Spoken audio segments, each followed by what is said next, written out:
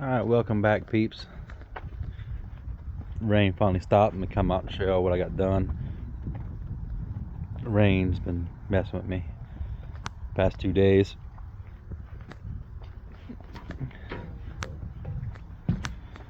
Alright, we'll start off with the back deck.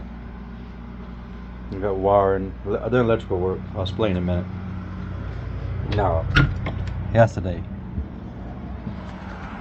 I cleaned this deck off, lightly sanded, and I started painting, and then the rain hit me.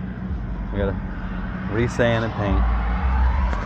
But I installed my old battery box back right here. I left me enough room for my plug. I did install my starting battery, and I've also ran my wires inside to the house batteries. I installed what's called a battery isolator.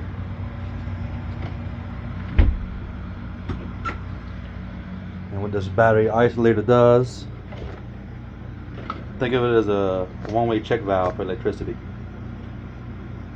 I got this off of Amazon. I forget the price. You can look it up. There's the part number. Let me hold that for you guys that want to look it up. Okay, so what I did, I got 2 wires running from my starting battery coming to my floor to right here. The ground from my starting battery goes to the ground on my house batteries, and my house batteries are linked. The hot from my starting battery goes to this little device, that battery isolator. So the way it works, when my starting battery reaches 13.2 volts, which I check my alternator on my engine, and idle, my engine puts out 13.5. So when my starting battery reaches 13.2 volts, when it senses 13.2 volts, it activates, and it sends my 13.5 volts to my house batteries. Now, this particular kit I chose is specified it can handle a dual battery bank. So what I've done, I unplugged my battery charger and my mess of wiring. I still need to tidy up and organize, huh? It's nice.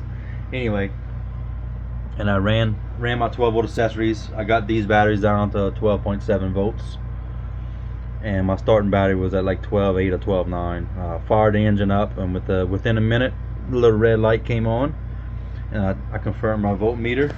I was at 13.2 on my starting battery, and these were at 12.7. And I ran for 5 minutes, and these 2 batteries got almost to 12.9 volts. Then my motor died. Apparently I got water in my fuel, so I tried a few times, flushed the carburetor, fired it back up, I just kept sucking up water. And I looked in my tank, and sure enough, I had a good bit of water in my fuel tank. So I drained my tank, drained the gas, cleaned all the water out, and let the air out, and go fill it back up. So I would like to do more testing. I want to make sure these batteries can reach 13.2 volts, and what amount of time, how long does it take from 12.7 to 13.2 with the engine running. Because if I'm not running on a generator, my dual bank charger is not going to charge my batteries. And I don't have solar yet, so this little device, battery isolator, allows electricity to only flow from the starting battery to here. It does not let this battery draw from my starting battery. So that means if I run these 2 batteries dead, my house batteries, it won't drain down my starting battery. But as long as my engine's running, it's going to send voltage back into my house batteries. So that's what I got going on. I've been playing with, in and out of the rain, playing with this. And as I said, I done some painting yesterday. Right now, my motor died.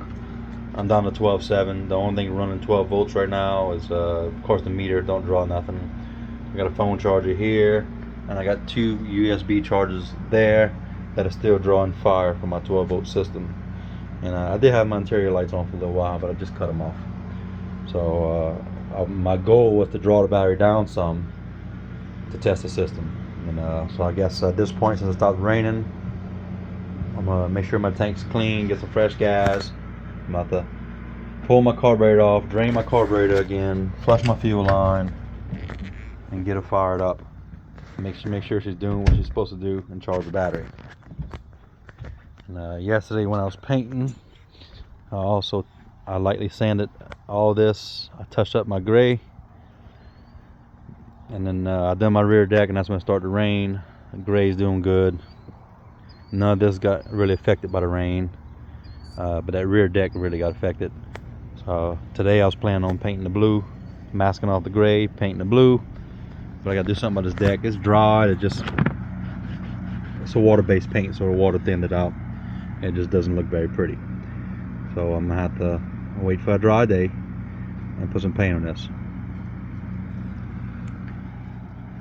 And like I said, that's the battery box. And I do plan on putting a ladder that's gonna bolt down the deck. I'm gonna fabricate an aluminum ladder eventually, so go from here to the roof. I think temporarily, I may just put a ladder hanging off this post with some I don't know. I may figure something out to access the roof. Once I test the battery isolator and it does its thing, I could put it in the water. I don't need to get underneath it for anything. I do need to tidy up some wires. Tidy up a few wires, the new battery isolator wires. I gotta seal up the floor. I gotta seal up my hole. I gotta make a mechanical seal for the steering cables to go through. I don't have to, but it's gonna help keep some of that hot air. I need to work my motor lock. As stated, my lock sticks. The way this works, when this goes in the forward, it pushes the lock up and releases the lock. When I switch to reverse, this lock is supposed to be spring loaded and go back down, but it's sticking. So it stays up. When I put it in reverse, the motor kicks up, and this has an automatic kick up system. It automatically goes to a preset notch, which is shallow drive. So that's something I need to resolve. I'm gonna loosen this up. Maybe the spring's weak, or maybe corrosion got in there and it's tight. That's something I need to fix. And like I said, I need to drain the carburetor. I disabled my choke to where it no longer goes on choke automatically. So, but like I said, I'm working in and out of the rain. I was planning on having some painting done. And bumper system. I was waiting on bumper. I was waiting on a friend of mine to give me some 2-inch tugboat rope. I was gonna make a 2-inch rope bumper all the way around, because I know it's gonna happen after I paint this. The first time I dock, it's gonna scratch it all up. But my buddy never really came through, and locally I cannot buy a 2-inch rope by the foot. They want me to buy the whole roll. It's a 600-foot roll, and that's not happening. You know, because they ordered a roll for someone 5 years ago, and the guy kind of changed his mind after that came in. He didn't want the rope. So my local hardware store is willing to let me have it for half price, the whole roll. I think they paid $1,300 for the roll. They're gonna let me have a half price. But I don't need 600 feet. It's actually 1 3/4 rope is all they have. So I'm trying to figure out something to do for the bumpers. I need to put something. I may just for now go buy a couple of 2x6s, strip them in half, and put just a wooden rub rail on it for the time being. But I really wanted a cotton rope bumper. But yeah, that's another issue. I mean, that's not stopping me from going to water, but I know if I don't put the bumper, I'm gonna get all scratched up. Unless I hang some inflatable bumpers.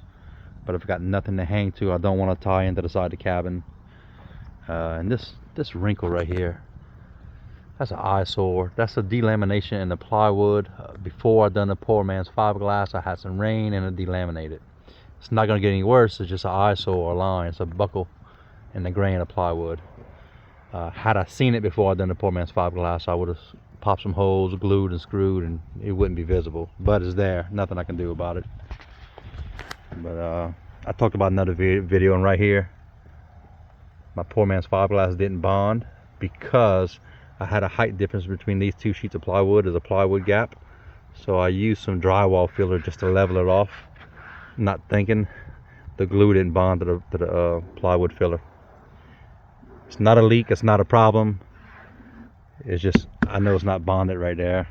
But the poor man's fiberglass is perfectly strong. It's sealed, water's not getting in.